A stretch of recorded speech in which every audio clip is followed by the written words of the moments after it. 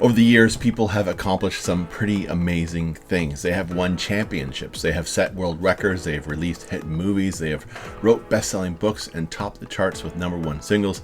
And that made me wonder how many of these incredible achievements started out as a New Year's resolution.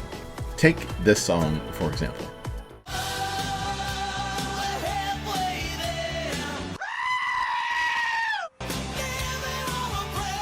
I'm not sure what goals they had when they wrote this song, but I'm assuming that get turned into a goat meme was not one of them.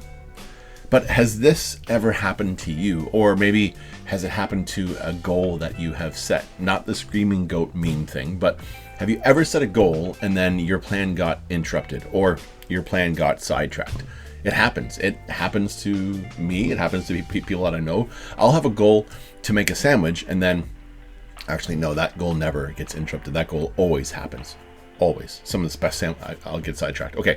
If we have real serious goals, and sometimes we get tired and distracted and lazy. Sometimes we lose focus. Maybe other responsibilities take priority. It happens to the best of us. Please feel free to comment below wherever you're watching this. Share with us what goal you may have tried to finish, but you just weren't able to. So, we're talking about goals, and in this series we're going to be looking at the book of Nehemiah. This is a book in the Old Testament which was written way before Jesus, and really it's a story of the Jewish people. So we're going to look at 140 years before this book begins. This is what happens. The Jewish people were conquered by an enemy army that took control of Jerusalem. The enemy army destroys the city. They burn the temple where the Jewish people worship God. And they sent many of God's people into exile. Through the prophets, though, God has promised to restore and rebuild the city, and he has also promised that God's people would return to the city. But there is still this devastating loss for the Jewish people. Can you imagine for a second what it would feel like to be invaded by an enemy army and then kicked out of your own home, or your own city, or even your own country? You'd probably lose some friends. You may lose some family in the process.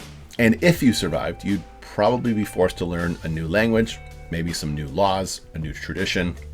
Just everything would be brand new. For generations, the Jewish people were heartbroken about their lost city, their lost temple, their lost culture, and their lost community. So we find ourselves where Jerusalem was destroyed, and a new king took control, and some of God's people were able to return to Jerusalem, and they're looking for ways to rebuild what they had lost. But it was a long process, and it was really hard work. So now we're at 140 years later, and we start to read the story of Nehemiah. Nehemiah had only ever known Jerusalem being occupied by enemy armies, but he was also super passionate about seeing Jerusalem restored. But he wasn't just anybody. This guy was serving in the government. He was working for the enemy country. He's working for the king of Persia. Nehemiah had a big goal, and he was inspired by a big problem. He already knew that Jerusalem had been destroyed, but when he found out that the Jewish people were returning back to Jerusalem, he saw a problem.